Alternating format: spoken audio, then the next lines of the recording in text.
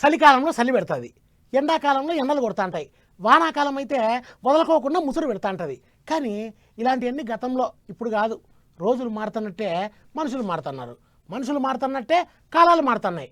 ఎప్పుడు ఏ కాలమో ఎవరికి తెలియడంలే. వానాకాలంలో ఎండలు దంచి కొడుతున్నాయి, ఎండాకాలంలో ఏమో వానలు పడుతున్నాయి. ఎండలంటే గుర్తొచ్చింది ఈ వార్త చూడండి. కాలాలతోని పనేం లేదు. ఎండాకాలం, వానాకాలం, చలికాలం అని ఏం లేదు. ఎప్పుడు యాదికొస్తే అప్పుడే ఎండలు, ఎప్పుడు మదిలో పడితే అప్పుడే వానలు. ఏ కాలంలో వానలు పడతాయో, ఏ కాలంలో ఎండలు కొడతాయో ఎవ్వరికి తెలవట్లేదు. నిన్న మొన్నటి దానిక వానలు వడగండ్లు అన్నారు, ఇప్పుడేమో ఎండలు అంటున్నారు. ఎండలు ఏగిచ్చి కొడతాయి అంటున్నారు మొగులు అధికారులు. అవు మార్చి నెల సాలైన కాంచే ఇక ఎండలు ఏగిస్తాయి, సూరన్న సుర్రు అంటాడు అనుకుంటుండే కదా. అగో అయితేనే ఇన్ని వద్దులు చిన్న చిన్నగా సుర్రు అన్న సూరన్న ఇక ఐతారం సందిగింత ఎక్కువనే ఏగిచ్చేందుకు తయారైతుండట. పని ఉందని ఆ పని ఈ పని ముందర పెట్టుకొని పట్ట బయటికి వస్తే నెత్తి మీద కుంపడి పెట్టినట్టే అవుతుంది అంటున్నారు అధికారులు.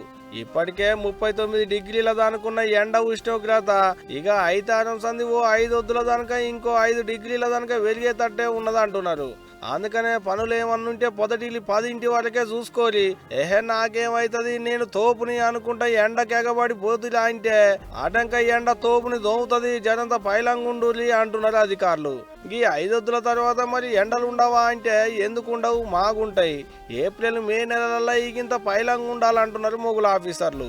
దక్షిణం దిక్కుకేంచి గాడుపు గాలులు రాష్ట్రంలోకి వస్తున్నాయి అంటున్నారు.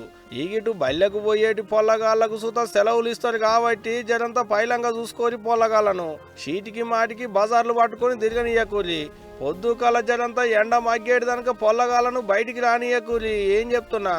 ఇంకో ముచ్చట ఏందంటే ఇప్పుడు ఎటు కరెంటు బిల్లులోటి కట్టేటి లేవు అన్నారు కదా అని పొద్దు మాపనకుండా పంకలు తిప్పారు. పంకలు తిరిగే తిరుగుడుకు 200 యూనిట్ల కంటే కరెంట్ ఎక్కువ కాలిందా అంటే పంతలు పగిలేటట్టు కరెంటు బిల్లు కొడతారు అధికారులు. అది కూడా పాలు చూసుకోరి.